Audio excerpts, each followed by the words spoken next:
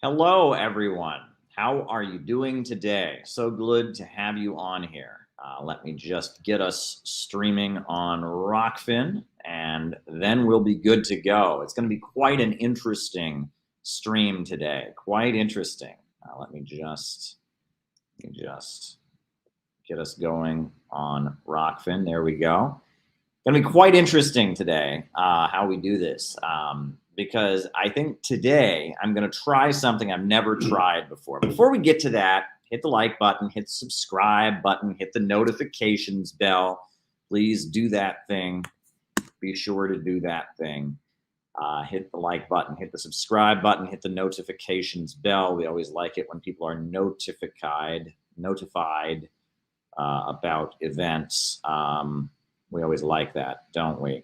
But yes, everybody, I'm so glad we can get on here and have a nice conversation this afternoon. It's always a lot of fun. It's always great. Welcome, everybody. Welcome. So today it looks like I am going to try an experiment right now. I'm going to experiment with how we do something on this stream. Before I do that, I'm going to open a can of unnamed diet beverage.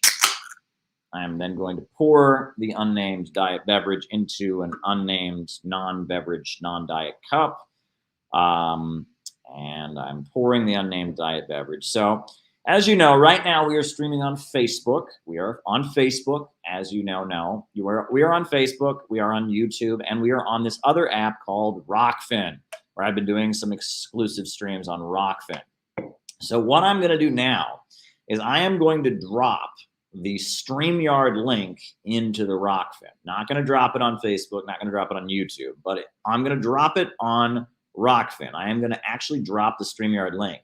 And if you want to come on and say hello to our audience and ask me a question or just chat with me, and you're on the Rockfin, you can just hop on and say hello. Now, keep in mind, if I don't see your face, I'm not going to bring you on the stream, number one.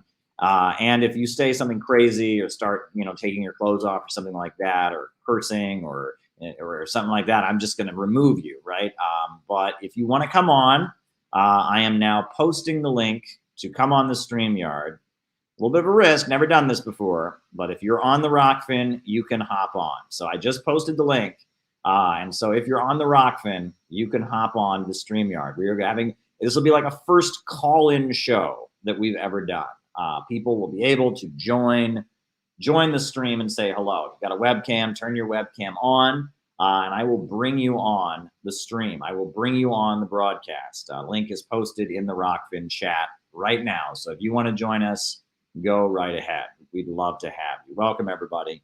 Hit the like button, hit the subscribe button, hit the notifications bell.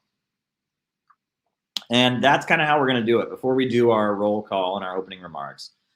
All right, let me go over it. I always have to go over it in case some of you are new. So the way we always do this is that I give my opening remarks, and then from there I do the roll call where I call people out, names and locations, and then I answer super chat questions for the rest of the show. That's how we do it. That's the way we're going to do things. But today, instead of opening remarks, I'm going to have some opening remarks. I'm going to give some comments on world events.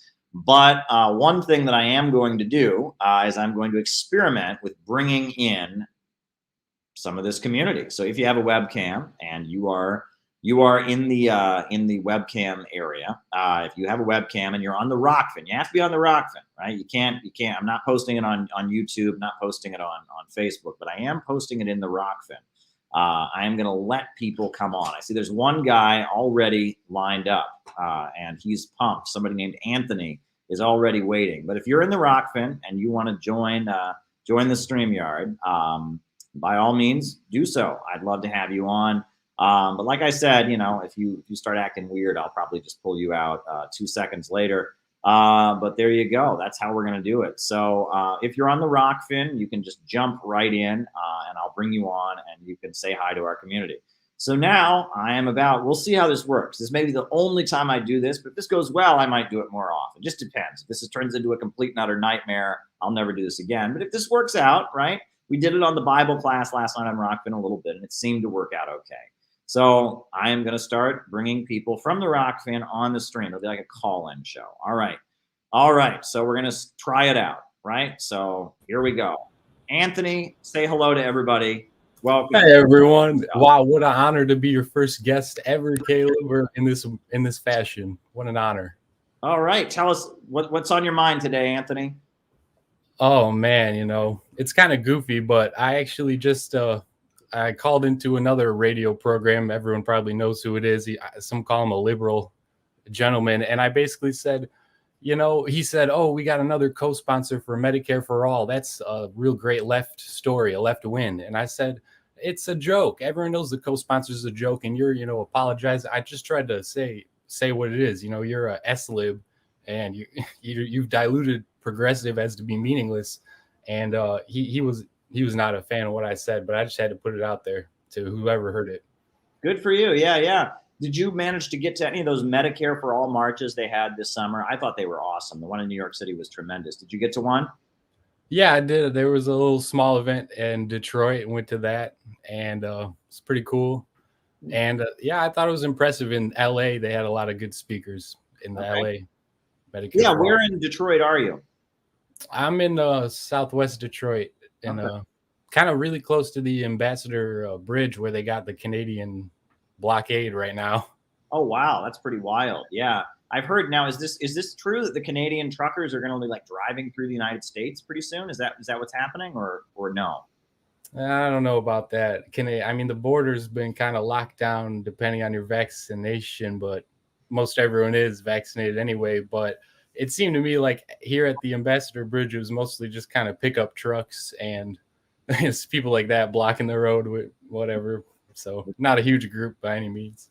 Very good. Well, exciting. I'm glad you called out that liberal on we need Medicare for all more than ever. And I mean, it blew my mind when I saw Jimmy Dore's name like trending on Twitter. I was like, is this for real? Like, is he trending just for me? And then all of a sudden, all these liberals were just going after Jimmy Dore over Force the Vote and calling the Medicare for All marches a red-brown alliance. And I had never seen anything like this. I thought Medicare for All is what all of them are supposed to be for, right? All the Bernie Sanders people, all of them are supposed to believe in Medicare for All. So why did they all of a sudden turn against it? It was shocking to me. Yeah, and the thing is, I thought Pelosi said she was going to retire, so it's still going to be an issue. I don't promote the Democratic Party, so in most cases, I'd say don't even vote for, obviously. But this person whose radio show I called, I said he obviously promotes it in every situation, and I said, well, Pelosi's supposed to retire, so it's going to be an issue again. What are you going to do this time? Mm-hmm. I hear you. Yeah, just posting the link again in the StreamYard. We've never done this before. So, thank you, Anthony, for your insights. My best to everybody out there in Detroit. As I've told people many times, I used to hang out in Hamtramck. There was the summer Obama was elected. I lived in Detroit. So thank you, Anthony, for joining us. And if anybody else who's on the Rockfin wants to jump in, we would love to have you. That would be very awesome. Thank you for joining us, Anthony. That went really well. See? That makes me think this is something I could do more regularly, but I don't know, right? It's a bit of a risk, right? But there you go. Thank you for joining us, Anthony. Does anyone else want to jump on? Is there anyone else in the StreamYard who wants to jump on and say hello to our lovely city building community? What are some of the staples of our community? We need a government of action to fight for working families. We got that. A government of action to fight for working families. That's a staple of our community. Out of the movement to the masses. That's one of our slogans that we use. What else do we say? We say unnamed diet beverage. We love our unnamed diet beverage. Oh, yes, we do love our unnamed diet beverage. Dare to struggle, dare to win. What else do we say? Socialism isn't a pencil factory, says Chaya. Very, very good. But anyone else on the StreamYard want to jump on in? Anyone else want to just jump on in? If I see you on the StreamYard, I will let you in because that's very, very exciting. But yes, I posted it on the Rockfin. I think that's, Rockfin, we got about 12 people watching right now. A little bit safer, but I'm a little nervous about posting it on the YouTube. I don't know. But maybe it's worth doing. Maybe I should do that. But yeah, if you want to hop on and say hi to our community, you can do that. If I see anyone else show up in the StreamYard, I will let you in. Fusion City Now, that is certainly a theme that we do. Fusion City Now, we talk about Fusion City. That's constantly being discussed. Our answer to climate change. What else do we talk about on these streams? We talk about the Sandino-Zapata Economic Corridor. That's always fun. We talk about that as our program to bring jobs and economic opportunities to Central America to stop the wave of mass migration. We certainly do talk about that. But there you go, folks. If anyone else wants to jump on in the Rockfin, I have posted the link in the stream. There you go. You know, there's a few of us watching. Maybe I'll do it on here. I'm a little nervous about doing that. I'll just be honest with you. I'm a little nervous about doing it, but you know, there's only 12 people watching on Rockfin. Maybe, should I? I'll just ask the people in the chat. Should I actually post the StreamYard link in the YouTube chat? Do I dare? Should I do it?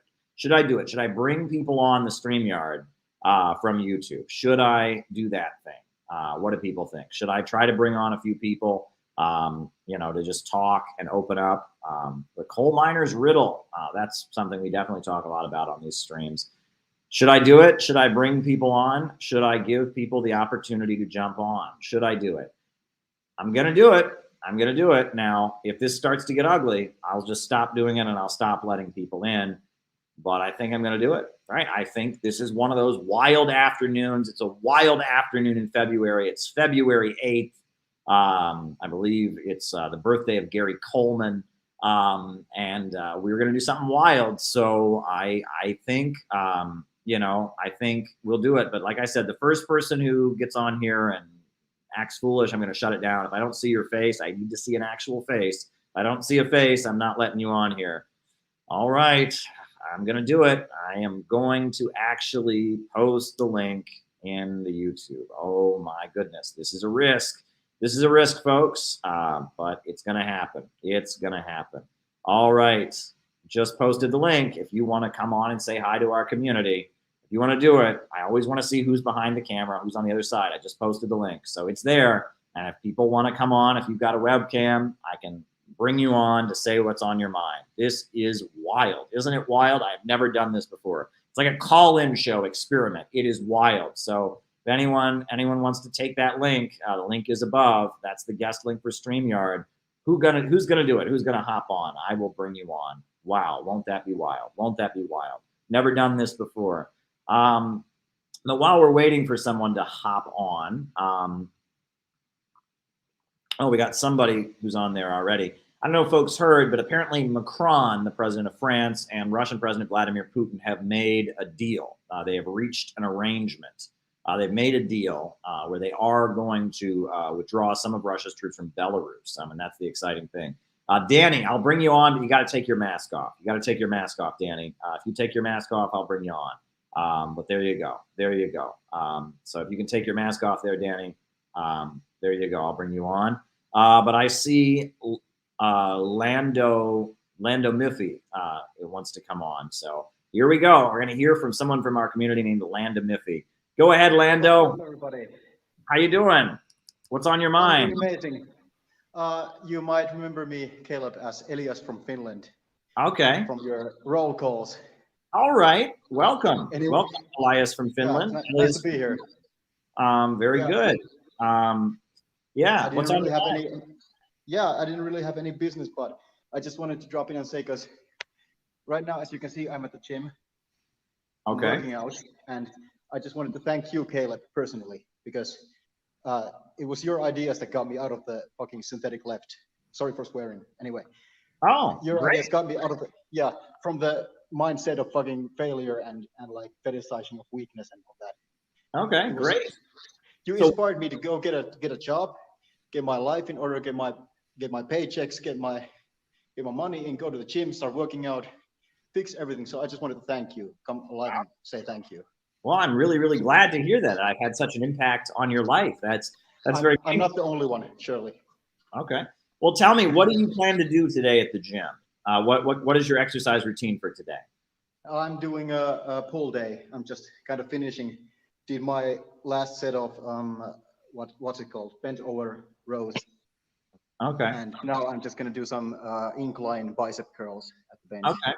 Very good. Very good. Yeah, I went to the gym yesterday, and I was going to go today, but I was not sure. I woke up this morning feeling kind of sore, and I thought maybe, you know, they say you're supposed to only do 5 days a week, never go more than 5 days in 7 days, right? You want to take at least 2 rest days. So I figured maybe today, instead of going to the gym, I had some downtime. Instead of going to the gym, I ought to just stream. So here I am.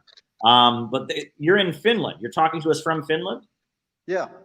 Well, what is From the Central political Finland. atmosphere in Finland like? Like, what are people thinking in Finland these days?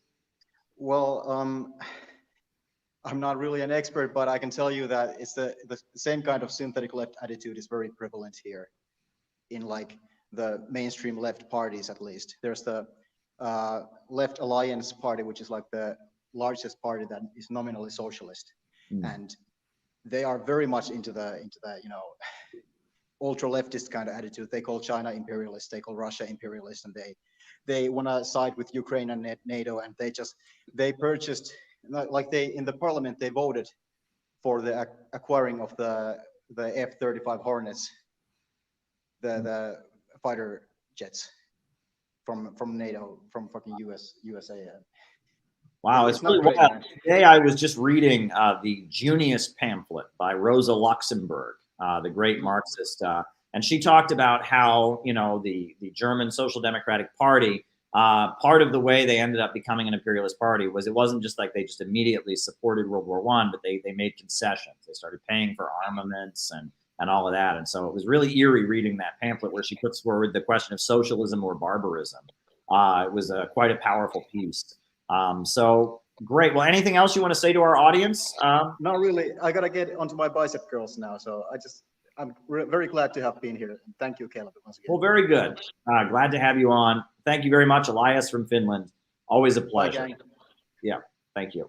Wow, wasn't that amazing? That was so great. We had Elias from Finland on the stream. That was really cool. That was very, very, very cool. That was great. And, you know, the link, I can post it one more time. There's somebody on who's wearing a face mask, so I'm not letting you on if you wear a face mask. You have to have your real face, right? Because people might do things on their face mask they wouldn't do if they showed their real face. So as a rule, you have to show your real face for me to let you on. That's how it's going to work. But we're going to keep doing this. We are going to keep going with this. I think this is pretty wild. I'm having a good time. We've never done this before, and we are bringing in people from our community. So I'm posting the link one more time. There you go. It's posted in the YouTube. It's posted in the Rockfin. If you want to come on and say hello to our audience,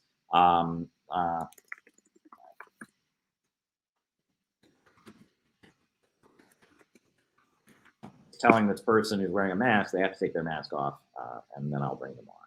But there you go. There you go. So yeah, if anyone else wants to come on and give me a piece of their mind, you have the link. It is on the YouTube. We've had 2 people. So far, we've heard from Anthony from Detroit, who commented about the Medicare for All marches and how he just called into a show to talk about Medicare for All. That was pretty cool. And then we just heard Elias from Finland. And now Danny has taken his mask off, so we're going to bring Danny on. Hey, Danny. What's happening? Hello? Hello?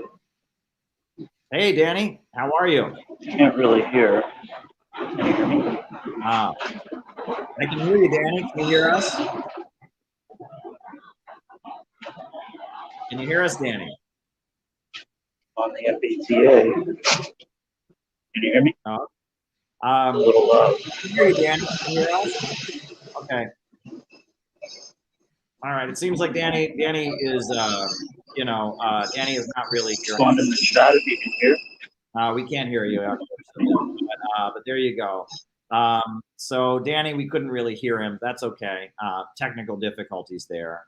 But it looked like he was on a bus or something, right? Public transportation in the United States. I mean, you go to any other country, the public transportation is better. I mean, it's really an outrage how bad public transportation is. But there you go. But if anyone else wants to just hop on in, we can bring you on. So, you know, I posted the link. If you want to hop on in, that would be great, because I just want to kind of hear from our community. But yes, President Macron of France and Putin have reached some kind of agreement. So there you go. So I see somebody has come on in. Let me wait for their image to load.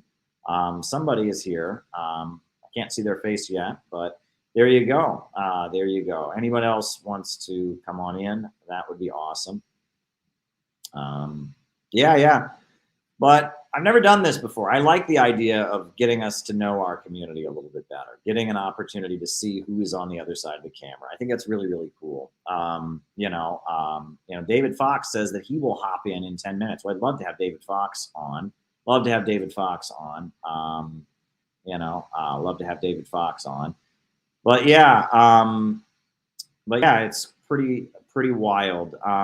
There's been a deal that's been made. Now, we also understand that there's been some new revelations about the Iran nuclear deal. I don't know if people have heard about this, but, the Israel lobby and forces aligned with Israel have really tried to kill, and they essentially did. I mean, they got Donald Trump to pull out of it. But even while the Iran nuclear deal was being negotiated, they were able to kill it. Let me just let Peter know. I was going to bring Peter on, but I couldn't see his image. So I'm waiting for that. But yes, they were working to kill the Iran nuclear deal. They were looking to make the Iran nuclear deal, prevent it from passing. And that's been revealed. There's been some new revelations about that and how they operated. I remember the Iran nuclear deal. I went to Iran while there was negotiations for the Iran nuclear deal taking place. And I was, reporting from the UN for Press TV at the time, giving commentary on the issue for RT. That Iran nuclear deal was a really big deal. And there was a really big division in the ruling class over the Iran nuclear deal, for sure. So there you go. Does Danny we want to try Danny one more time? Danny, can you hear us? Can you hear us, Danny? Can you hear us? Can you hear me? Yes. Can you hear us? Can you hear us? Can you hear us, Danny? Can you hear me, Caleb? Yes, I can. Can you hear me? I can see you, but not like visually. I mean, I can see your screen. It's just black. Okay. Can you hear me? But can you hear my voice? Can you hear my voice? Can you hear my voice? No, you can't. Okay. I'm always in your streams. Oh, okay. As Defund the Oligarch. All right. Defund the Oligarch. Huge fan. Very good. Can you hear me? I can hear you, absolutely, but can you hear us? Okay. All right. Well, glad to meet you, Danny. So glad to meet you. That was great. It's always great to know who's out there. But there we go. But yeah, if anyone else wants to hop on in, I have never opened it up like this before, but I'm doing that. I am opening it up to let people come on in and say hi on the StreamYard. Isn't that fun? I just posted the link again. I just wanted to kind of get to know people. We are kind of an intimate community here. We're not the biggest YouTube channel ever. We're not the biggest Rockfin stream or Facebook community ever, but we know each other and we stream so often. I figured it would just be fun to just kind of see who's here. So, if anyone else wants to hop on in, I see Peter is hopping in, but I don't see Peter's face yet. I see that there's someone named Peter, but I don't see his face. I don't know why I don't see his face, but I'm just waiting for Peter to see his face, and then I'll bring him on. My camera is on, says Peter. All right, well, we'll try. We'll shut this down really quick if it doesn't go through. Peter, you there? Can you see us? I see just the circular. Yeah, so Peter doesn't seem to be working out there, but if Peter's able to upload like his image, I can bring him on. But there we go. Thank you for bearing with me, you all. I know this may not be the most entertaining thing at the moment, but this is kind of an experiment, but that we're trying to do. Onyx says it's a based new setup. There you go. Caleb only had 20K subscribers, but everyone went out and started an organization. Well, there you go. That's one way of putting it. Pretty wild, isn't it? Well, now I have to go and turn the totally real painting back on. Right? We love our totally real painting. don't we? But anyhow, I just thought this would be a fun way to experiment, to bring people on the StreamYard, and that's always fun. But welcome, everybody. Welcome, welcome, welcome, welcome. Hit the like button, hit the subscribe button, hit the notifications bell. Always a pleasure to engage with all of you. And I just wanted to bring to people's attention the fact that we've been facing the danger of a new world war. We've been facing an economic crisis. And what we are doing here is so important. What we're doing here is so important. You know, I can't tell you enough. This rally that happened in New York City on Saturday. There was a rally that they had, and the slogans they used, you know, fight racism, not Russia. The other slogan that they used, I believe someone's quoted as saying, it's not Russia's fault they made us go back to work. I mean, they just did everything they could to pander to wokes, to pander to the liberal woke elements. And we need the anti-war movement to get to average Americans. Because average Americans are against these wars. They are more against these wars than ever before in my own lifetime. The public doesn't want a war, but yet the mainstream synthetic left is so determined to just stick to the woke Democratic Party agenda and not get to average people that they just won't do it. And it's infuriating. It's absolutely infuriating. We need to get out of the movement and get to the masses. And what we're doing right now at the Center for Political Innovation, I'll just give you a rundown, an update on what we're doing at the Center for Political Innovation. At the Center for Political Innovation right now, we are getting ready for a national day of action around Alex Saab. Alex Saab is a Venezuelan diplomat who was grabbed off of his plane, right? He was on his way to, Alex Saab was on his way to Iran from Venezuela, functioning as a diplomat. He was on his way to Iran from Venezuela, and the Cabo Verde authorities grabbed him off of his plane, and they held him in Cabo Verde. He was extradited to the United States. February 16th is the day that this Venezuelan diplomat it'll be determined whether or not his diplomatic immunity applies and whether or not he should be released. And this is a really, really important thing to talk about, the Alex Saab case. It's a very, very important thing to talk about because basically the United States is declaring that they have global jurisdiction. They can grab anyone, anywhere in the world. If they don't like a country, if they don't like Venezuela, they don't like Iran, if they don't like Cuba, if they don't like Russia, if they don't like China, that they can grab anybody in the world who does business with them and bring them to the United States and put them in federal prison. And it's a horrific precedent that the United States is trying to set. So February 16th, there is a national day of action to free Alex Saab. And folks from the Center for Political Innovation are going to be in the streets around the country. In Los Angeles, there's a demonstration that's been planned. In the Bay Area, there's a demonstration that has been planned. There's a demonstration that has been planned in New York City. There's a demonstration that's being planned in Boston, in Washington, D.C., and Chicago. People are talking about doing something. Everywhere, people are going to be raising awareness. And it's very important to the Venezuelans. Our Venezuelan comrades who are struggling to build socialism in their country under the threat of U.S. invasion, U.S. crippling economic sanctions coming down on the country. It means the world to them that we would take to the streets for Alex Saab. And so we're going to do that. And that is set for February 16th. So if you are a Center for Political Innovation person, if you want to meet people from the Center for Political Innovation, you can get involved in that. So that's one thing. But now it looks like we have somebody else who wants to come on. We have Bindu. So we're going to bring Bindu on to say hello to this community. Bindu. Hey, Caleb. How are you? I'm good. How are you? I'm doing all right, man. I'm doing all right. Good. So what do you want to say to our community today? I just want to say, man, Caleb, honestly, I've been aware of you for a while through like Jimmy Dore's channel. I've heard Max Blumenthal talk about you as well. And Jackson as well. I'm a huge fan of Jackson's channel. And I've never heard like somebody with as much hope and optimism in the future. And in terms of like through the communist lens and things like that.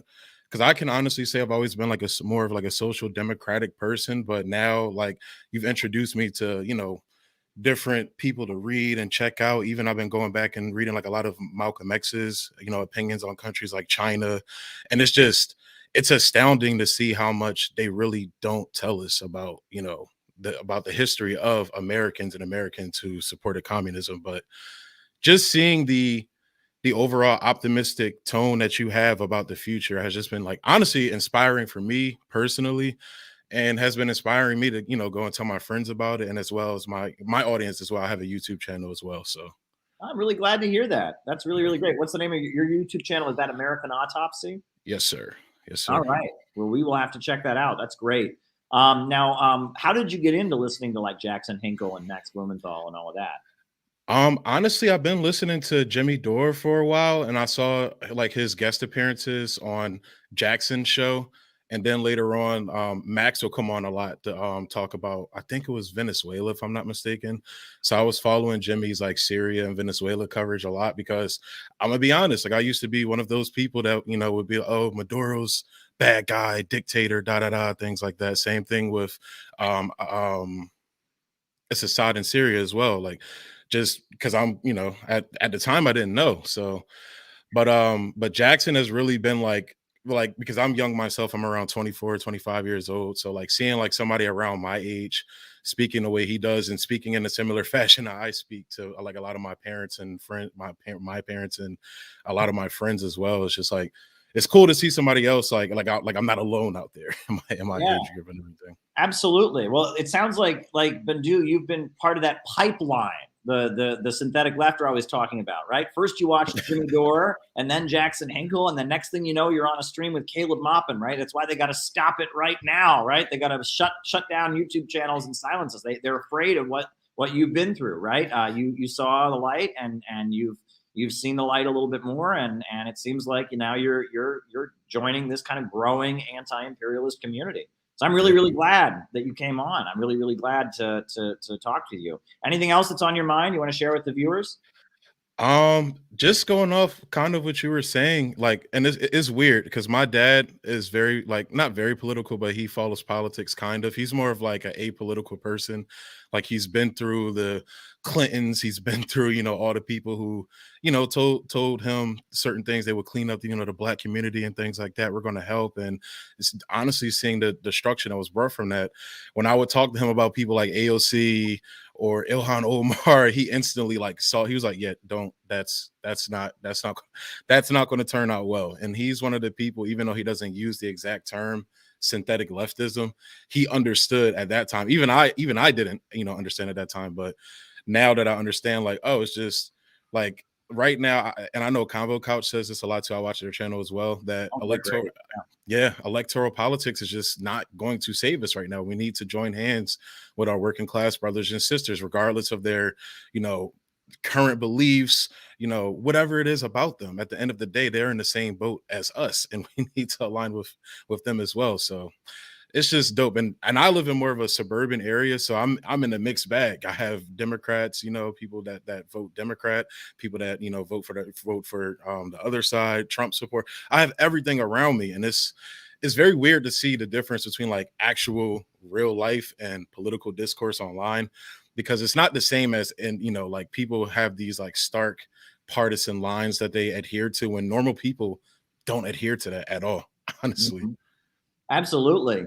Well, and one thing about that we need more than anything is that, a lot of times these protests are just kind of people in the street. They see the hashtag, they go out and they're in the street, and sometimes it gets rough or whatever. But then at the end of the day, they don't build community. And that revolution is just as much about building as it is about tearing things down. That, that you might be tearing down the old order and protesting and making noise, but you're also building up the new structures, community assemblies and workers' councils. You read about the Panthers and what they did with the free breakfast program, or the Communist Party with their unemployment councils, and that revolution can be just about as much about building as it is about tearing things down. And that just this kind of hashtag revolution that has kind of gotten trendy in the last like decade or so, I mean, it hasn't really brought the results people want. What do you think about that? Definitely, I definitely hear you on the hashtag part. Like that's one of, so I'm more of like, I kind of got into politics, like I said, through Jimmy, but a lot of my favorite like music artists and things like that would kind of allude to politics and things like that. But then as I got more political, I'm like, oh, they're just throwing hashtags out and not really doing anything about it. So I definitely see that. I have a very close friend of me who's kind of on that wavelength as well. And he's kind of like on the synthetic left side. Like I'll point out to him like the hypocrisies of, he calls himself a communist, Marxist and all that stuff. But it's like, you don't actually adhere to those practices. Every time I hear you talking, you're constantly like looking down on, Republican voters and Trump supporters. Like you point out the fallacies of those, with those people, but you don't point out the fallacies on the other side, on people that you align with, and like focuses more on like the identity politics stuff than actual, feasible like policies that would, like, you give, if people have healthcare, they, there's less of a chance that they're going to, blame and scapegoat the other that you talk about so much. Like focus on these things and call out the people who claim to be about these things, like the AOCs and Ilhan Omar's and Bernie's that don't actually follow through and fight for these things. Absolutely. All right. Well, thank you very much, Bindu. Go check out Bindu's channel, American Autopsy. I'm going to check it out after this stream for sure. So thanks for coming on. Thanks very much. Having me. Yeah. Have a good one, Caleb. You too. There you go. Well, that was fun. Oh, wow. And it looks like the great David Fox, the labor union activist, longtime progressive from down under in Australia, is ready to jump on. Hey, David, how you doing? Good, comrade. Yourself? I'm great. I'm sitting here. It's the afternoon. I got some downtime here at the office, and so I thought I would jump on and I'd open it up. I've never done this before. How do you think it's going? Oh, it's going brilliant. Actually, I had to go by the Rockfin. On there via my own computer. I couldn't do it from my own iPhone for some unknown reason. So anyway, that's I thought I'd get the opportunity to say a quick today and also good morning here. It's February the 9th. And obviously a day ahead here as well. But yeah, we've obviously I've got a busy day up ahead yet. I have a few meetings in a couple of hours and that with some members and just the usual nuts and bolts issues. Yeah. Well, tell us about Australians for a New Democracy, because I'm curious to learn more about that organization. Are you there, David? You seem to be frozen, at least on my end. Are you still hearing me? Are you able to hear me? Are you able to join us? There, you seem to be. Oh, you're moving again. All right. Yeah, I was just frozen there for a second. I don't know. Yeah. But can you tell us about this new group, Australians for a New Democracy? What it's about? Yeah, certainly. Well, obviously that was inspired by you guys with the Centre of Political Innovation. We obviously wanted to have something that works for us here in Australia as well. Obviously, certain material conditions determine a certain outcome here. So what we got into doing that, obviously on a very similar platform from what you guys are doing as well. We have obviously had our first live back on the 26th of January. And also Joe and Helen did a live yesterday, and I shared that around everywhere.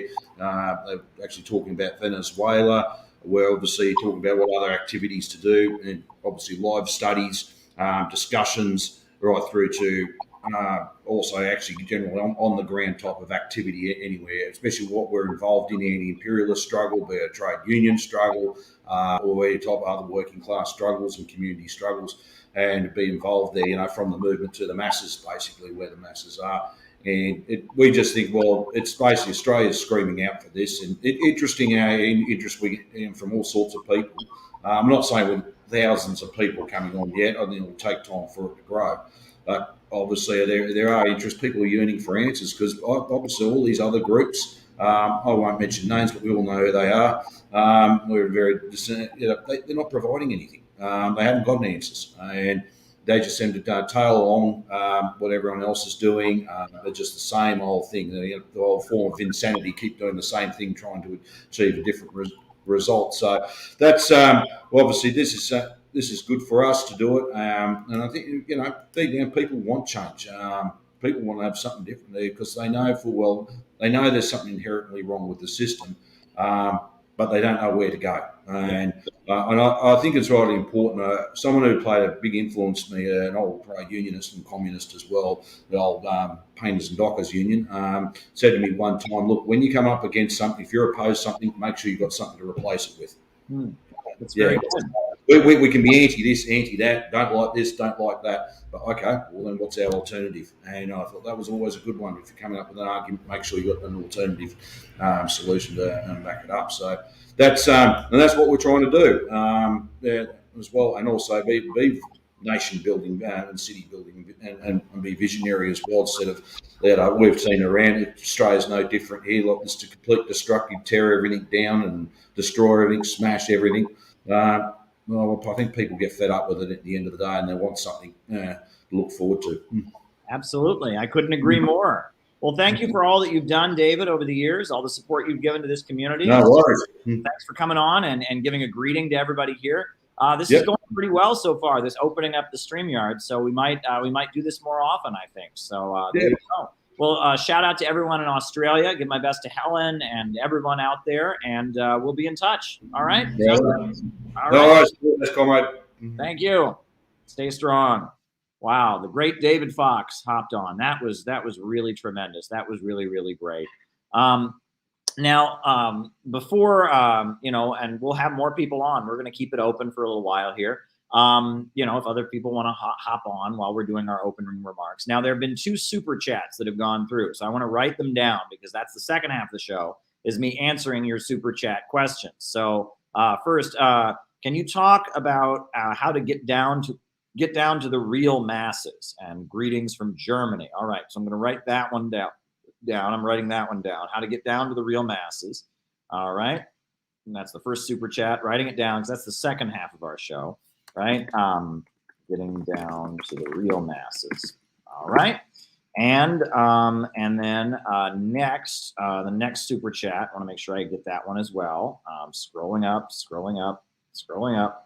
All right, so we'll hide current comment, and then we'll scroll up to find the next the super chat before that just went by, and the next one. I think the left defends libs because there's no revolutionary class consciousness yet. So we fear the division of the working class as liberalism implodes. All right. So I think liberals defend. I think left defends liberalism. Fear consciousness as what implodes? As divisions of the working class as liberalism implodes. Fear divisions of the working class as liberalism implodes. Very good. Very, very, very good. All right. Thank you, everyone, for being patient with us as we try something we've never done before. But yeah, we'll just there we go. We'll post the link once more in the StreamYard if anyone else wants to hop on. But I was giving an update on what we're doing with the Center for Political Innovation. So the next update. So I talked about how Alex Saab, we're having a day of action for Alex Saab on February 16th. The next thing that we're going to be doing at the Center for Political Innovation, and anyone else can jump on, the next thing that we're going to be doing at the Center for Political Innovation is going to be on March 12th in Austin, Texas.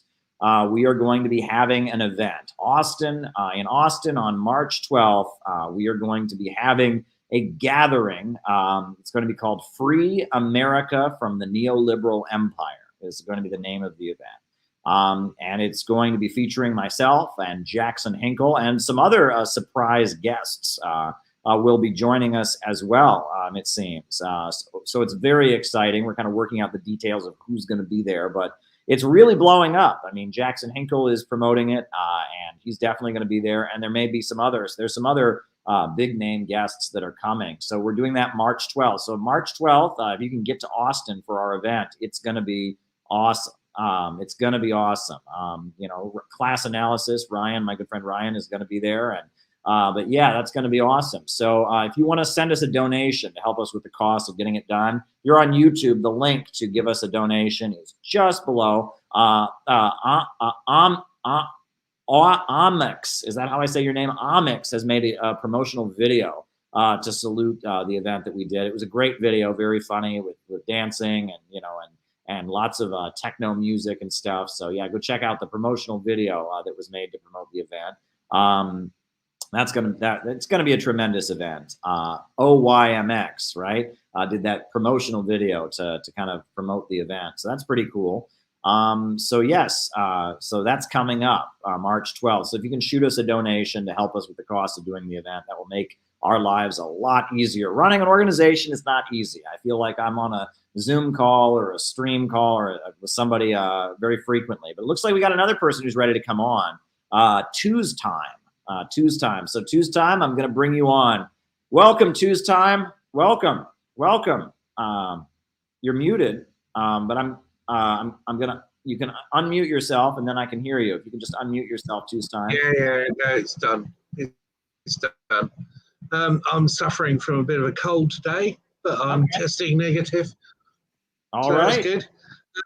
I wasn't sure what the original subject was of the stream, but good to be on. Okay. I mean, I've been watching what's going on in Ukraine and Russia and Germany and France, mainly via conservative channels. And I'm interested to know what you think about alternative channels that aren't left, but are anti-imperialist and small c conservative. I'm thinking particularly of the Duran and Alexander Mercouris, who's always on RT, well, has been on RT in the past. Yeah, well, I think that it's mainly because the way the imperialists are moving, the way that they're moving, this wokeness is becoming kind of the party line. It's kind of woke liberalism. And so people that don't fit in with the woke line are more open to anti-imperialist perspectives. And I also think, I mean, the fact that, look, Tucker Carlson, I consider him mainstream media. That's Fox.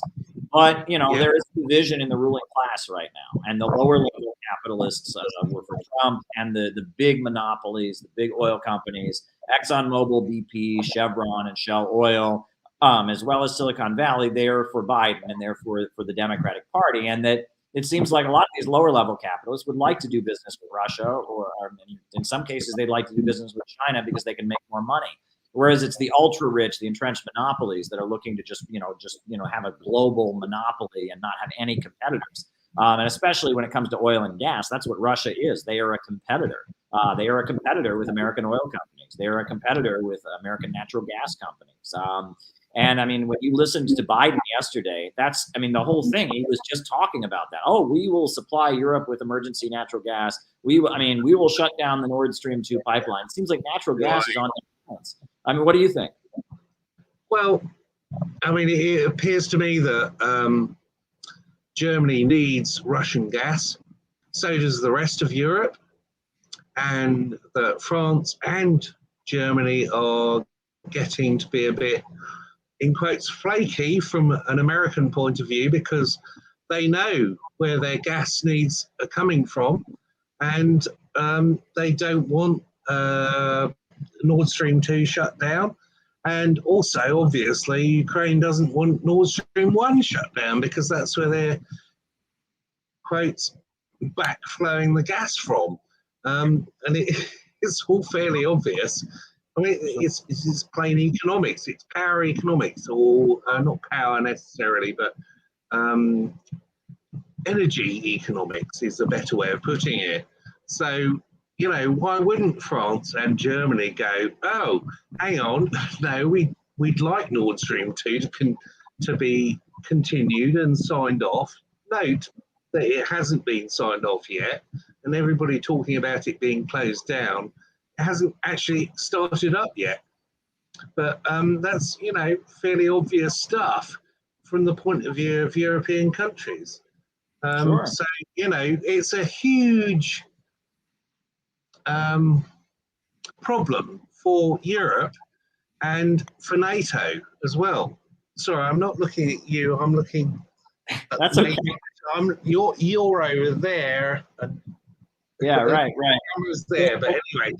So Well, that's are you my in Europe opinion. right now? Are you calling from Europe? Yeah, I'm in the UK. Oh, okay. You're in the UK. What part of the UK? Sussex. Oh, okay. It's Well, the very south, Brighton area. okay. Very, very good. All right. Well, and what is the political atmosphere like in the UK these days? Well, it's smothered in the nonsense of, the Western noise. The mainstream media isn't worth watching. It's just full of nonsense. It's all, Russian bombers and, Russia's going to invade and Russia's going to do this, and Russia's going to do that. And there's no subtlety at all in the mainstream media. None whatsoever. And that's the weird thing, is that you have to go. I'm on the left, I'm with you, Caleb, but you have to go to, quite often you have to go to right wing or small c conservative channels who have quite libertarian kind of viewpoints to actually get a detailed analysis. Yeah. And it's such a shame, because you've made this point over and over again. You guys in America need to go out to the masses and tell them, no, the COVID thing isn't a Marxist thing. It's nothing to do with that. It's ultra fucking capital, excuse my language. Yeah. Ultra capitalism. It's got nothing to do with the left. Right. Anyway, that's it. There you go. Yeah, well, I'll tell you who gives me hope when I look into the UK is the Workers' Party and George Galloway and Joseph Barr. And I love them. I love what they do, and it's really, really been great to interact with them as I have over the years. I understand they're planning to send a statement for our event on March 12th. So that'll be pretty awesome. I'm waiting to get a statement that we'll be able to have. So, well, thank you very much. Thank you very much, Tues Time, for coming on. Shout out to everyone at the UK and everyone challenging the war drive against Russia. So good to talk to you. Well, that was just really, really great. That was great. Wow, isn't this amazing? So we started out, the first person that we had on was from Finland. And then we had somebody on from Detroit. No, the first person we had was from Detroit. And then we had somebody from Finland. And then we had somebody from a suburb in the United States. And then we had somebody on from Australia. And now we just had somebody on from the UK. This shows how international our stream is. All over the English-speaking world. And I guess Finland, they speak Finnish there. So not even the English-speaking world, people come on and give us their opinion. That's really, really great. That's really, really, really tremendous. That's really, really great. So we're doing good things here. Now, the next announcement that I was going to make about the Center for Political Innovation is that we are planning a national gathering. We're having this event March 12th in Austin. I talked about that. If you can send us a donation to help us do the event, that'd be great. But then this summer, we are planning probably in Illinois, but we have the dates set, June 22nd through 26th. We are going to have a national gathering. It'll be a 4-day national gathering. It's going to be in the countryside. Basically, we're planning a 4-day communist summer camp in a rural area this summer. And it's going to be tremendous. It's going to be awesome.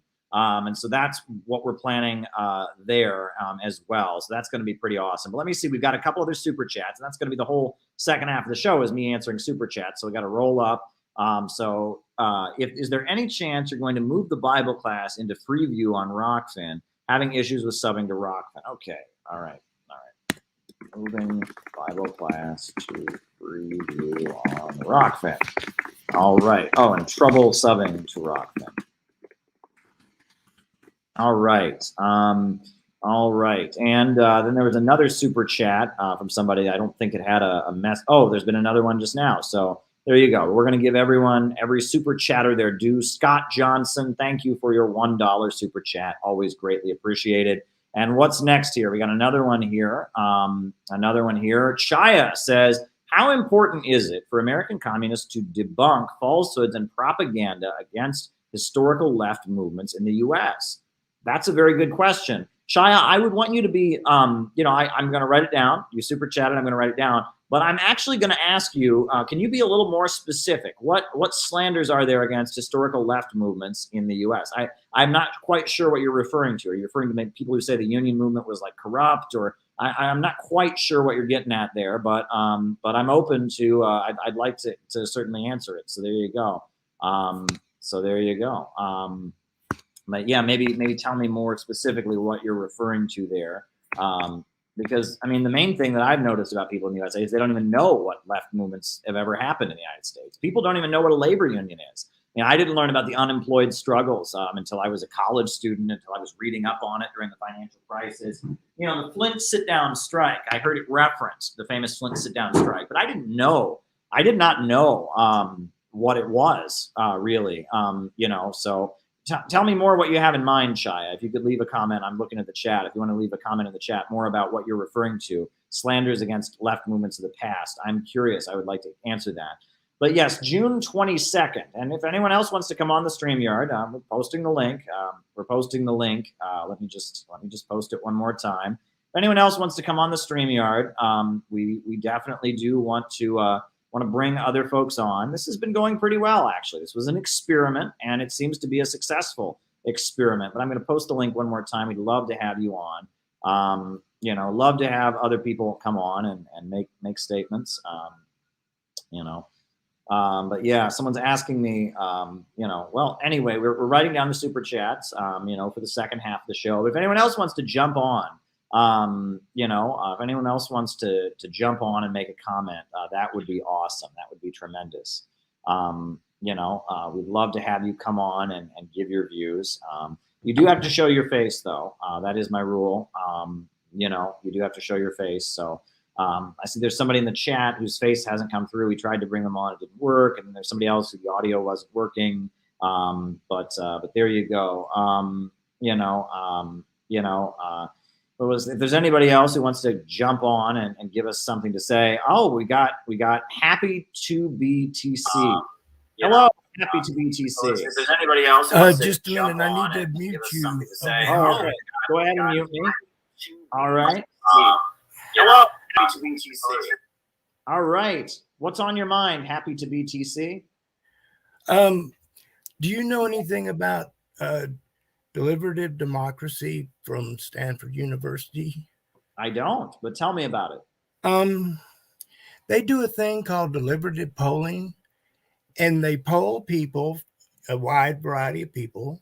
Then they get them to come together, and they inform them and facilitate them in talking to each other, and they learn to talk to each other, and they're ending this by this polarization that we have. Mm-hmm. Well, it works against that. So interesting. They learn more about it. It's at Stanford University Center for Deliberative Democracy, and they've created a platform for 8 to 15 people that can get together and have a discussion. They'll be briefed, and it's AI facilitated. So then you can take any question and deliberate on it. And so they want to scale it up to where there'll be millions of people using these until people learn to talk to each other. And the first thing they find out is we're not that different. Mm-hmm. And what part of the country are you in? I'm in Oceanside, California. Okay. I'm a retired carpenter, and I'm new to all this stuff. I'm shooting from the hip and just. Sure. Well, I'm really glad to bring you on, and I will check that out about the deliberative democracy. You know, that sounds like an interesting idea, bringing people together and realizing that we're not that different. We may have historical narratives that are different, or ideological narratives, but it seems like everyone wants the same thing, right? I mean, we want jobs and healthcare and education. We want there to be stability in society, right? I mean, we all do kind of have the basic same human desires. Is that kind of what you're getting at? Yes, and that's what they find out. And they did one in Dallas where they got 500 and something people together. Okay. And briefly in the beginning, there was this dude from Colorado, and he was kind of like hung up on immigration. Mm-hmm. And then there was this black chick from somewhere, and she was kind of angry. And by the end, they both said, well, we're not that different. And it was so beautiful. I mean, it's like to see the people bring their truth to each other and express it, accept it, integrate it, and then become more, together. Yeah, that's great. All right. Well, thank you for letting our viewers know about it. People will check it out. Deliberative Democracy. Thank you very much. Thank you, Caleb. Yep. All right. And then, all right. So then we'll see. There seems to be somebody else on, or I guess not. Okay. Very, very good. And then we have another super chat we need to write down. We have another super chat here.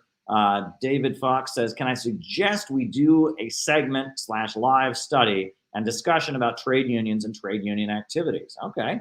I'd be down for that, David, and you seem to be the person who would know about that. But I'll type that down. Can we do a live study on trade unions and union activities? I think that would be awesome.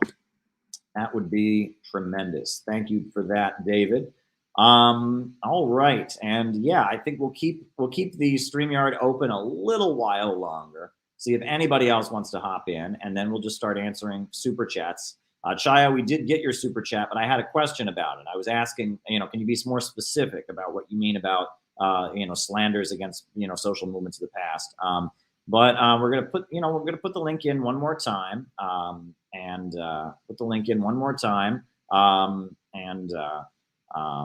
yeah, if you want to hop on and make a comment to our viewers, that would be awesome. If anyone wants to just hop on, we love to have people make comments, and that would be great. And then we'll do our roll call, and then we'll start from there. I'll start answering super chat questions. So there you go. There we go. Anyone want to hop on in? Anyone who hasn't been on yet, just hop on in, and we'll be good from there. But there you go. There you go. I know there's been a couple people who've been having technical difficulties. But there you go. I'm just going to post the link one more time, but there you go. There you go. Oh, we've got Christian. Hey, Christian, how are you? Hey, how's it going, Caleb? Can you hear me? I can hear you just fine. Can you hear me? All right. Yeah, I can hear you. It's the first time I think I've gone face to face, even though I've been on some of the CPI calls. Great. Well, how you doing? You're out in New Jersey, right? Yeah, I'm northern New Jersey. Okay. Yeah, I actually just wanted to call in because I wish I could attend the March 12th meetup, but I'm not going to be able to do it. I got a baby daughter, and I got to help take care of her with my wife. I would come out though for sure. I'm going to send you guys a donation though, because I really think the CPI is amazing. I think I got to pay though. I'm not sure if the payments have opened up yet. Oh, well, thank you very much. I really do appreciate it. And all the support it has been greatly appreciated. And, how old is your daughter now, by the way? She's 16 months.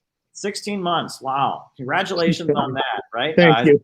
Has it been a big change, having a child? I mean, has it changed things a lot or? Well, we have almost 7-year-old. He's going to be 7 soon, but so it's a pretty big gap. And we thought we were done, and then we had another one, and then it was a totally different experience. Right. But yeah, life always changes with kids. Yeah. Well, it's really, really great, and I want to thank you for all the support you've given over the years to this channel and to the CPI, and it's really, really great. And there will be a video of this event, March 12th that comes out, definitely, that will be posted online. With all these high-level speakers that are going to be coming in and all of that. So thank you very much, Christian. My best to you out there in New Jersey, and we'll be in touch. Sound good? That sounds great. Thanks again, and thanks for everything you do. Excellent, awesome work. Thank you. Thank you very much. Wow, that's great. Christian out there in New Jersey. That is tremendous. That is really, really great. Wow. All right, folks. So unless somebody else wants to hop in, I think we're going to start doing our roll call. So why don't I just call you out as I see you, names and locations. We'll do a little bit of a quicker roll call than we often do because we've been bringing so many people into the stream. And then I'll start answering super chat questions, and then we'll be done. So there you go. There we go. Oh, it looks to me like Tues Time is waving his hand like he wants to say one more thing. So I'll bring you back on, Tues Time.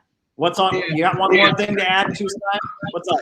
No, it's just a little thing, because a lot of people who are joining the Streams lab thing, whatever it is, Streamlab, are having trouble kind of seeing stuff.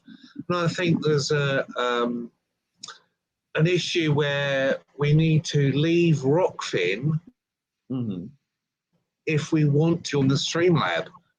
Right. And also, it's, you know, you have to have your video on and you have to have your audio on and or not on, because I want to mute myself while other people are on. So maybe we could have some kind of brief instructions on how to join the Streamlab whilst you're using Rockfin. It's just a thought. Anyway, there you go. Well, this is the first time I've ever done this. This is the first time. I know. So, I mean, it's an experiment, and some folks have figured it out and some haven't, and we're just trying to figure it all out. But yeah, it works better, I think, if you're using like a laptop or something, and then you click the link. But, you know, I mean, I don't know how one would do it on their phone. But phones, it's hard work, I imagine. I'm on a laptop, so yeah. All right. Anyway, just a thought. Bye. All right. Thank you. Thank you. Very good. All right. So now I'm going to start reading out the names and locations. All right.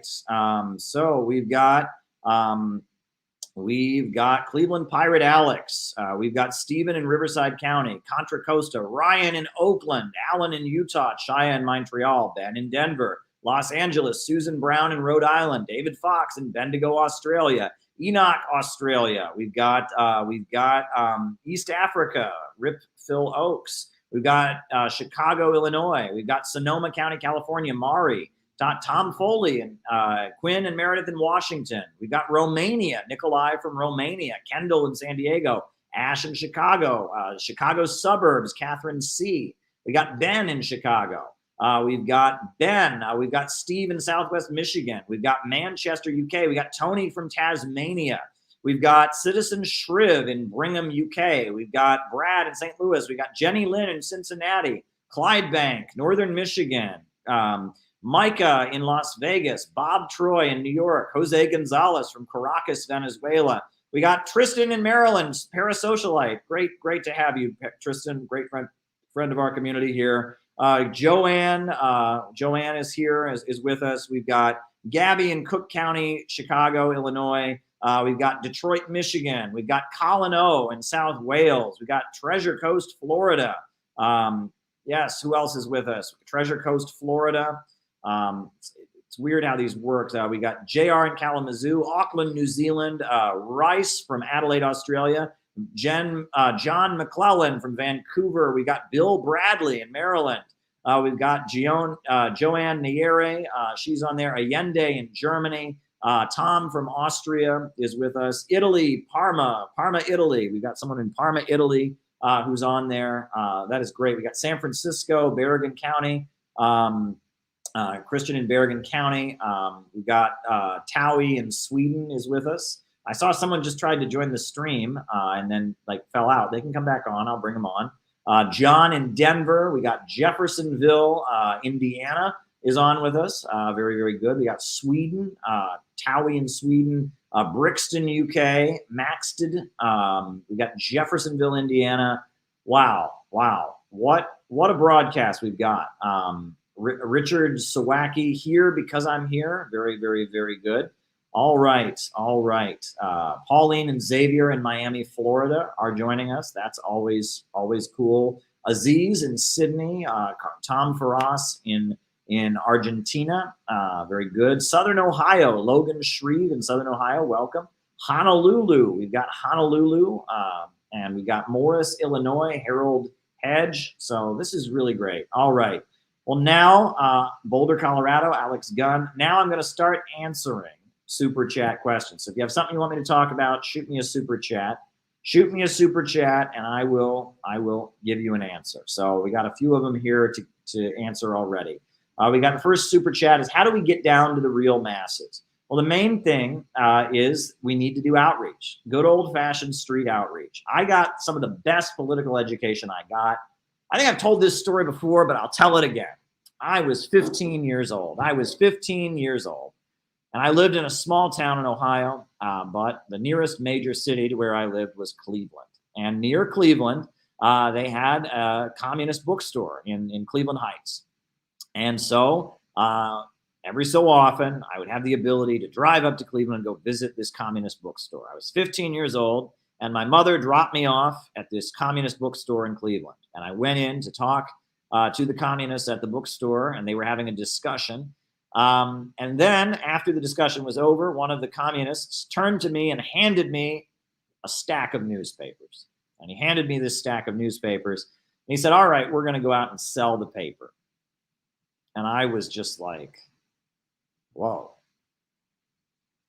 You want me to walk up to people that I do not know and try to get them to pay me actual money for a newspaper about communism?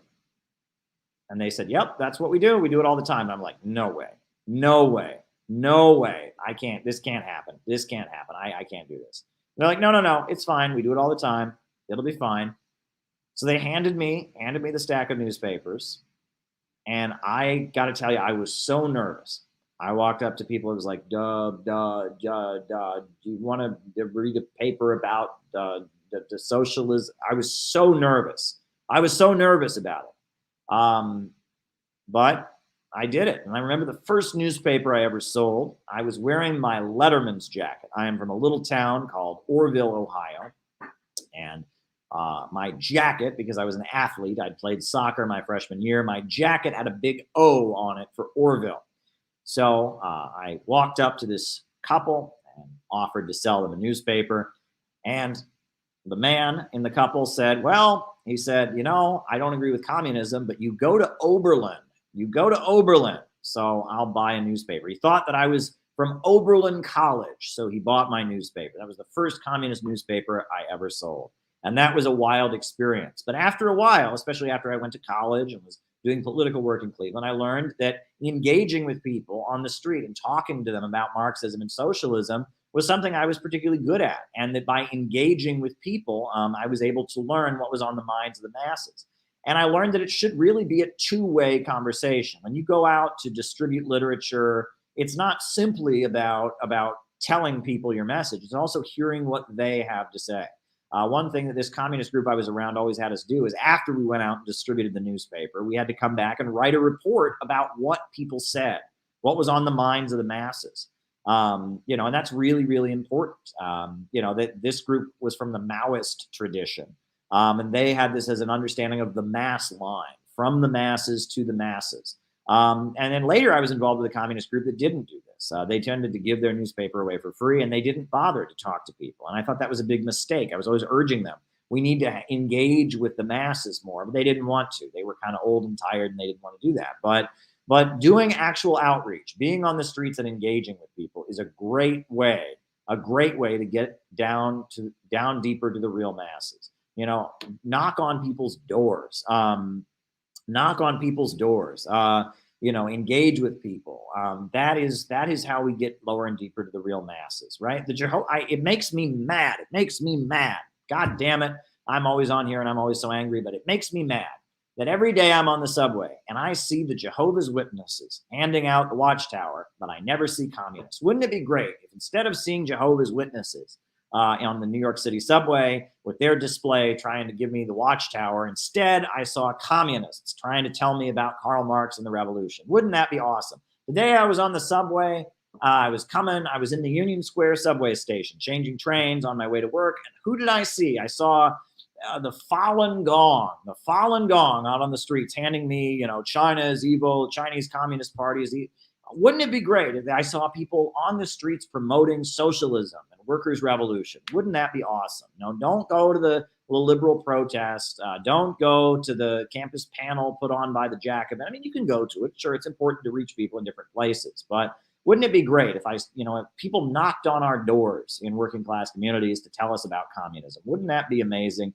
We need to do real outreach on the street. That is what needs to be done. And that's why I'm so happy about the John Brown Volunteers, because they did that. Every day they did that out on the streets of New York City. That was really, really amazing while they were here doing that in New York. And they're doing it now in Austin, Texas. to promote our upcoming event, March 12th. And that's why it's so important. The main thing is to talk to people on the street, talk to people you've never met. I was reflecting on this the other day when I first moved to New York City and I was looking for jobs. I had some jobs at one place. I did, phone stuff, and I had some, short-term jobs. I worked in an insurance firm for a while, but I was between jobs. I'd been laid off from one of my jobs. And so I was walking around Manhattan looking for a job, and I had long hair and a beard. But you know what I did? I talked to people. I walked into the coffee shops. I went to the Chipotle restaurant, and I sat there at Chipotle, and I talked to people. There's not many seats. There were not very many seats at Chipotle in New York City. And so I would just sit in the Chipotle and drink my unnamed diet beverage, and someone would sit across from me to eat their burrito or whatever, and I would chat them up, and I would ask them about their life and get to know them a little bit better. It was probably rude. I think I butt into a lot of people's conversations inappropriately. Maybe I shouldn't have done that. I think I may have been a little bit weird, but whatever. And I learned by talking to people. I used to go to Barnes and Noble in the bookstore, and I would walk around and I would see someone in the political science section. I'd say, "Oh, what are you looking for?" And I would just chat them up about what books they were looking for.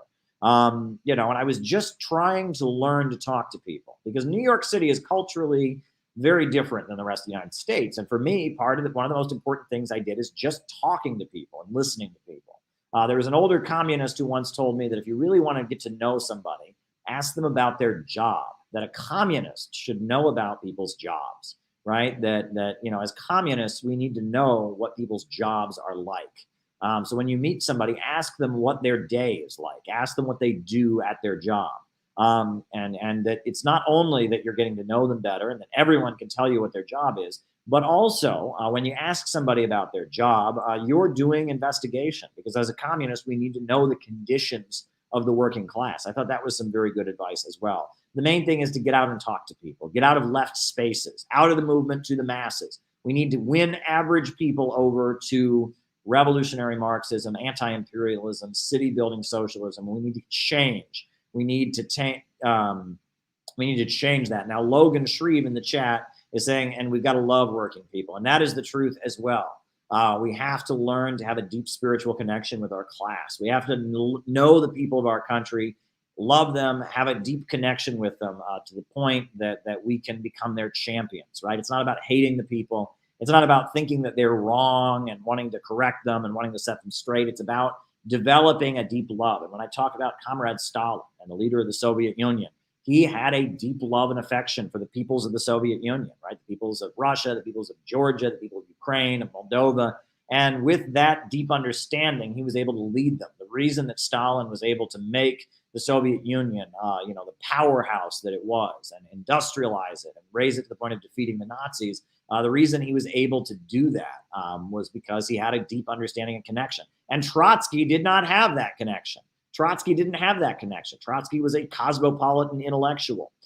Used to be a JW. That evangelizing work kind of traumatized me around talking to, / bothering people. And it makes me a worse communist today. Well, I'm sorry to hear that, Carlito.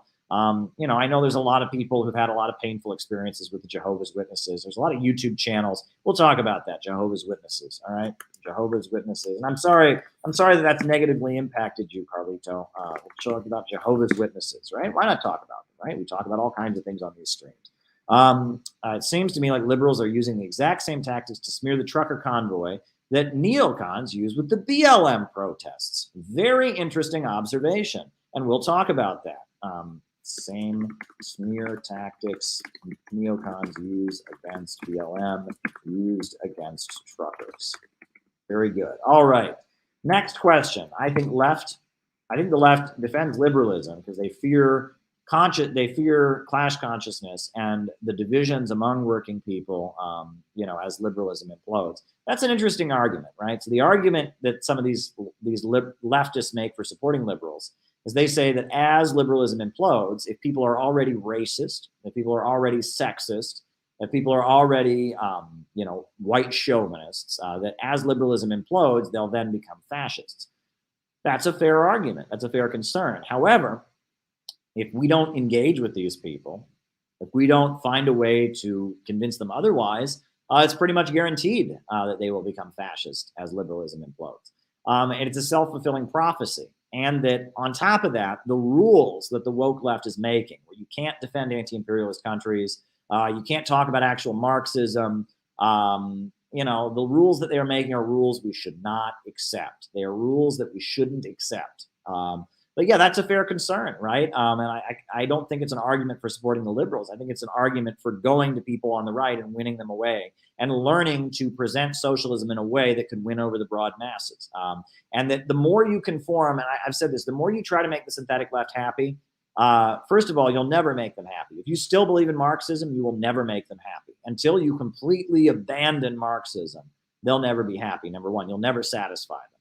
But two, the more you try to make them happy, the weaker you become. That's why I'm not all about left unity, right? People are like, oh, left unity, couldn't we get all the communist groups to merge? No, we couldn't, because to make them happy, in order to merge with these various sects, right, you would have to accommodate all their backwardness.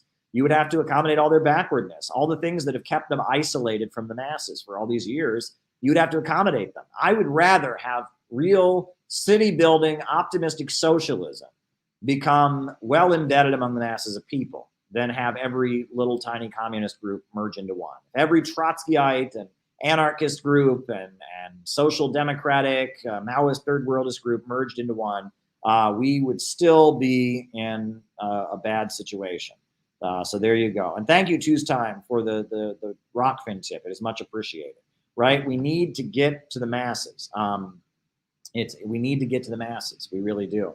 That is my attitude. We need to get to the masses. Next super chat question. All right. Will you be moving Bible class to free on Rockfin? You're having trouble subbing on Rockfin. I've got a couple more. I'd like to know your thoughts on replication crisis. Seems to me it's a natural consequence of the scientific. I have no idea what that is.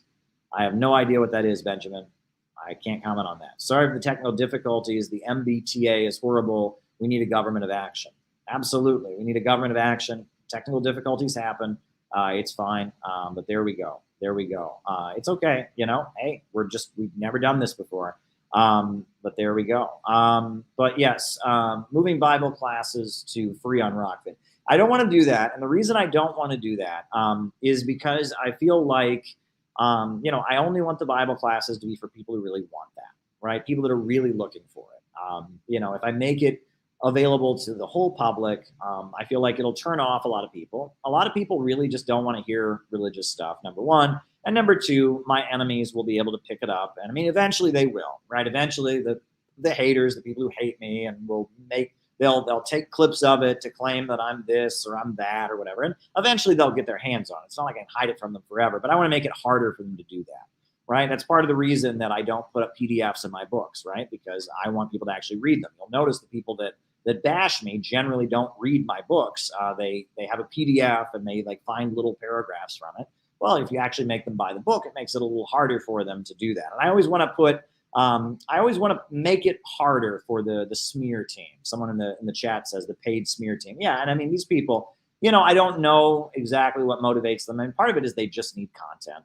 But the other thing is, I think that in a lot of their cases, there's a Patreon, there's somebody sending them money and saying, oh, I really love it when you go after Caleb or something like that. One of them admitted that. That a Patreon, paid them something to go after me.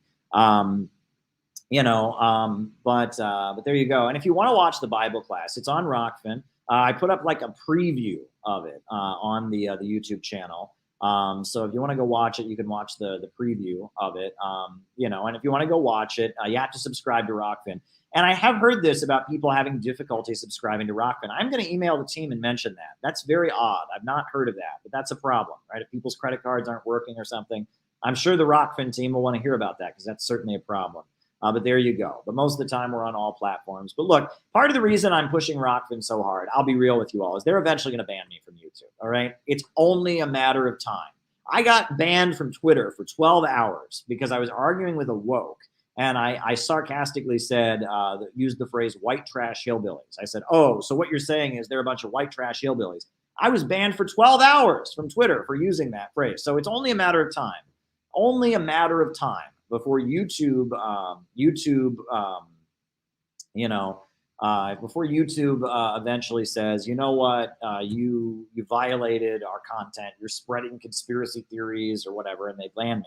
And I want to be ready. I want to have a launch pad, a place that we can just keep going. I don't want this community to die because of the Silicon Valley fascists. I don't want the Silicon Valley fascists to be able to kill this community. So we need to be on other platforms. And so, you know, Rockfin is a place we can stream, we can upload videos, and we can keep this community alive. And right now, we're up to about 600 subscribers on Rockfin. That's really awesome, and we're going to keep going. So there you go. We want to keep this community alive and keep going despite the sabotage, which is inevitable. I mean, eventually they are going to come for me.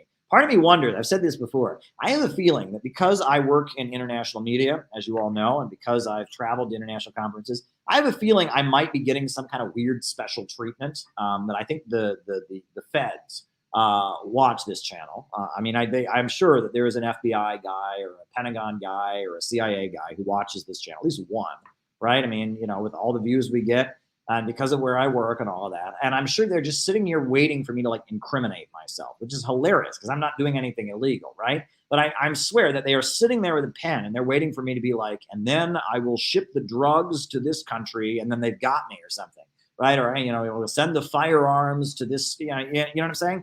You know, and that might be why I haven't gotten like, you know, YouTube strikes and they haven't shut me down, is they're hoping, they like that I'm on here just speaking my mind, and they're hoping I'll they must think that I must be like a master criminal, an evil master criminal or something. And that they're hoping that I'm on here saying, and yes, and then when we engage in our plot to, you know, do some nefarious thing, they'll get me. Well, I'm not doing anything illegal, but if they're sitting there waiting for me to do one, and that keeps our channel from being shut down because they're so anxious to keep me on here, by all means, that's great. That's great. You know, I would like to keep being on YouTube. So there you go. There you go. There you go. There you go. There you go. We're always doing the best we can. Dare to struggle, dare to win. Next super chat question.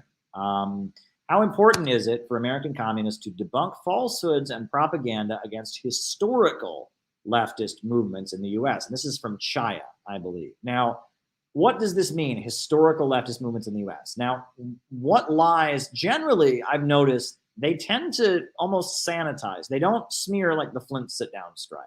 You know, the suffragists, at the time the suffragists were around, US mainstream media said, oh, those are a bunch of, you know, sluts and whores, and how dare they protest for the right of women to vote, and they need to be home with their husbands, and they're all mentally ill and hysterical. And now, you know, there's movies about the suffragists.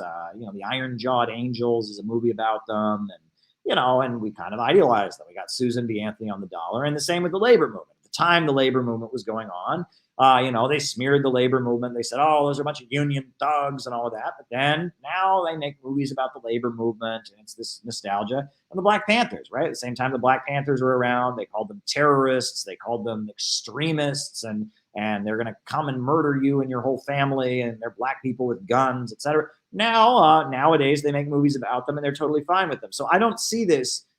I don't necessarily see this, Chai. I don't see the mainstream media kind of, you know, smearing the historical movements because they're not around anymore. If anything, I see them using kind of the nostalgia for these historical movements to attack movements that are going on right now, right? I mean, you know, Vosh, for example, loves the Black Panthers, but then says anyone who supports North Korea is, you know, is an evil tanky. Well, Vosh, I hate to break it to you, the Black Panthers supported North Korea.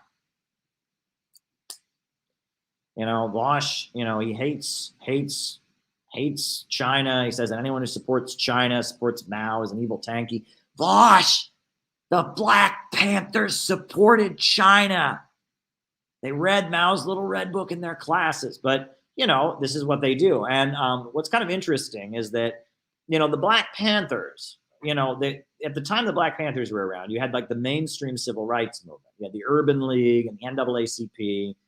And then you had the Black Panthers, which were much more radical. And the mainstream media at the time was constantly holding up the Urban League and the NAACP and saying, well, these are respectable black community activists. But then you have the Black Panthers, they're crazy extremists. And I've noticed that what they do now is that they will hold up the Black Panthers and Angela Davis and say, oh, these are good revolutionaries. They're not like Farrakhan. They're not like the Nation of Islam. They're not like black nationalists. It's very odd. It's very odd how they reshuffle these things. And now that like leftism is much more academic, and a lot of these former Black Panthers, Brenda, what is it? What's her name? Kathleen Cleaver and Angela Davis. A lot of these former Black liberation activists are in academia. Kind of the middle class woke academics kind of want to claim the Black Panthers as their own, and then they want to make it sound like, well, Black nationalists, like the new Black Panther Party, the new African Black Panthers, the All African People's Socialist Party. Well, they are no good. They're extremists, the Uhuru movement or the Nation of Islam. And it's kind of weird because, at the time, in the 70s, the U.S. ruling class seemed to like what they called the cultural nationalists more than they liked the Black Panthers. The Black Panthers were hardline Marxist-Leninists tied to socialist countries. But, Ron Karenga, they even let him invent Kwanzaa. They gave him his own holiday, right? This guy was a Black nationalist, but he murdered Black Panthers, and he got to be, the ruling class was kind of supporting him against the Black Panthers. So these kind of realignments are interesting. The main thing is that if you're tied to actual anti-imperialists, and this is a really important thing. This is a really important point. And it doesn't just go for Black liberation. It goes for the labor movement. It goes for all kinds of struggles. If you're tied to actual anti-imperialist forces, if you're tied to the Soviet Union or Russia, if you're tied to Libya and Gaddafi, if you're tied to Cuba or Venezuela, if you're tied to Iran, the ruling class is far more scared of you than if you're just an activist in the United States. That's one thing I've noticed. There are a million books about how great Eugene V. Debs was. Why? Because he wasn't tied to a state. He was just, going around preaching socialism. Eugene V. Debs was an amazing revolutionary, but the Russian Revolution hadn't happened yet, and he wasn't tied to a state. So he's kosher, right? The same with the Wobblies, the IWW. Great revolutionaries and stuff. There's a million books about them at Barnes & Noble because the Russian Revolution hadn't happened yet. They weren't tied to any state. However, every book on the Communist Party has to have a dig at Stalinism, has to say, and they covered up for the murderous crimes of Stalin. Every book on the Black Panthers, will have to reference their international ties, and you can see they're kind of embarrassed that, the Black Panthers were pro-North Korea and pro-Cuba and pro-China and tied to the Soviet Union. And the ruling class is always more afraid of revolutionaries who have international connections. They're always more afraid of that. Revolutionaries who have international connections scare the ruling class like nothing else. And that's why it's so important to have international connections. That's why it's important to be anti-imperialist. I've often made the analogy before, but, the Romans were persecuting the Christians. They were constantly persecuting the Christians, feeding them to the lions, burning them at the stake. But then they figured out that they could take Christianity and they could water it down and make it not revolutionary. And in fact, they could use it to stabilize their empire. And that's what the imperialists have done with social democracy. They've been persecuting Marxists, killing Marxists, but then they figured, we can just take Marxism, we can water it down, and we can use it to kind of stabilize our empire. And that's kind of what's going on. What the Roman Empire did to Christianity is what the imperialists have tried to do to Marxism. They've tried to develop a Marxism that is not revolutionary, that they can use to stabilize their empire. And that's what social democracy is. It's social imperialism, social imperialism. And so, yes, when someone's tied to actual anti-imperialist forces, that scares the imperialists far more than people just discussing abstract ideas in the homeland. All right. Can we do a study on the trade union and trade union activities? Yes, David Fox, that would be awesome. I mean, the labor movement and the role of communists in the labor movement has always been of interest to me. The sit-down strike wave of the 30s, the Wobblies and the IWW of the teens and the early 1900s. The Communist Party's Trade Union Unity League, the TUUL, the CIO and the rise of the CIO. It's great. It's really, really great. And I would love to talk about that and how it played out in Australia. So there you go. Jehovah's Witnesses. The Jehovah's Witnesses are a religious group. They're all over the world. In the United States, I think they started, if I'm not mistaken, in the United States. They were called the Watchtower Bible Society. And their beliefs are a little bit different than mainstream Christians. They don't believe in an afterlife. They believe that once you're dead, you're dead. But then at the end of the world, if you've been really good, Jesus will bring you back to life. But that there's no heaven, there's no hell. They argue that at the end of time, the Garden of Eden is restored on earth. There's no heaven, but the USA becomes the Garden of Eden again. They don't believe in having priests or clergy. They believe every Christian should be a priest or a clergyman. That's one of their beliefs. They believe that Jesus was not killed on a cross, that he was killed on a stick, like a stick. They believe that the cross is a satanic pagan symbol used by the Roman Empire. And they're really into proselytizing. They knock on your door and they will talk to you all day long. And it's kind of funny because the other group, in the United States, if you're living in a small, normal town, you're eventually going to get a knock on your door from the Jehovah's Witnesses. You're going to get a knock on your door from the Mormons. Those are the two groups that tend to knock on your door. And what's funny is that they couldn't be more different from each other, right? The Jehovah's Witnesses, they are obsessed with the Bible, and they have a complete interpretation of the Bible where they argue everyone else interprets it wrong. And when they knock on your door, they will answer any question. You sit them down, they will talk to you about everything. Trust me, folks. You know me. I've done this, right? And they will talk to you about everything. They will talk to you about everything. About, say, 144,000 people will live forever, they will answer every question. Mormons, on the other hand, complete opposite. They will knock on your door, and they will not talk to you about anything. They will tell you that we're a really great community. You really ought to read the Book of Mormon. Can we sell you one? And that's it. And if you ask them about Mormonism and Joseph Smith, they don't want to go there.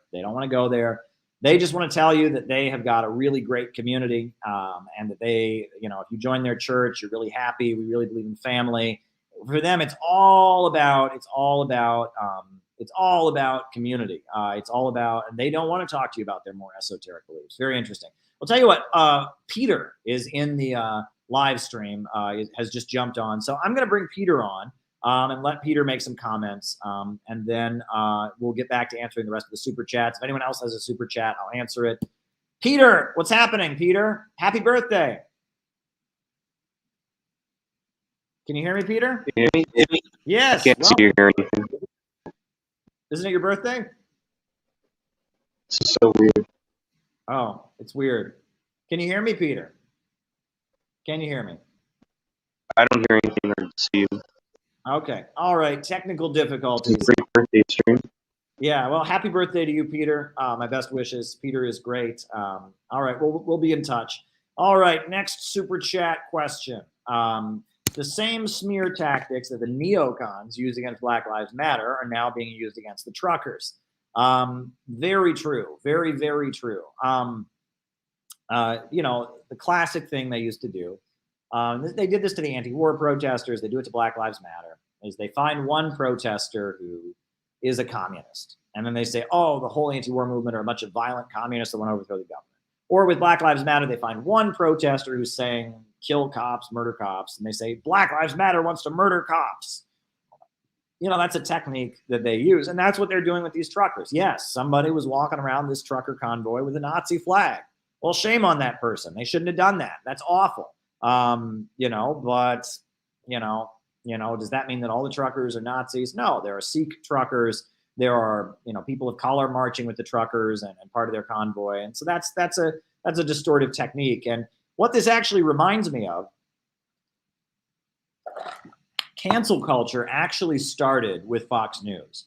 Before social media was a thing, I remember this. Fox News was canceling college professors. They went after Ward Churchill, the Native American professor at the University of Colorado. They went after a teacher in San Francisco. And it was basically somebody somewhere said something, criticizing U.S. imperialism, said something about U.S. foreign policy. And so Fox News would, quote unquote, make them famous and destroy their careers. And they would get death threats and they couldn't get jobs. It was awful. I mean, they got Ward Churchill fired from the University of Colorado. And it was cancel culture that they started with Fox News. And there was a website called Discover the Networks that was created by David Horowitz. And it was like tracking leftists. And, you know, he made a list of the 110 worst college professors. My good friend, or somebody I know named Grover Furr. I wouldn't call him my good friend, but somebody I know and I've hung out with, a really nice man named Dr. Grover Furr. He was in that book. That's how I first heard of him. And, you know, they just, it was Fox News that really started the cancel culture. And it was, and I would always get mad when I would watch Fox News, because, you know, because basically, you know, they would not argue against what these people said. In a lot of cases, these people said true things. They said things that were undisputedly true. And instead of engaging with them, they would just cancel them for them. Oh my God, you're saying that Israel is occupying Palestine. Well, they are. Oh, you can't say that. Oh my God, you're saying that the USA has funded dictators around the world. Well, it has. And it was like, sometimes what these people were saying was objectively true, but it was just, it sounded anti-American, and it was just appealing to that kind of, kind of these boomers that are right wing. It's like, you can't be disrespecting America. You're disrespecting America. You should move to another country. It was awful. It was really, really awful. Wow, folks, this has been a wild stream.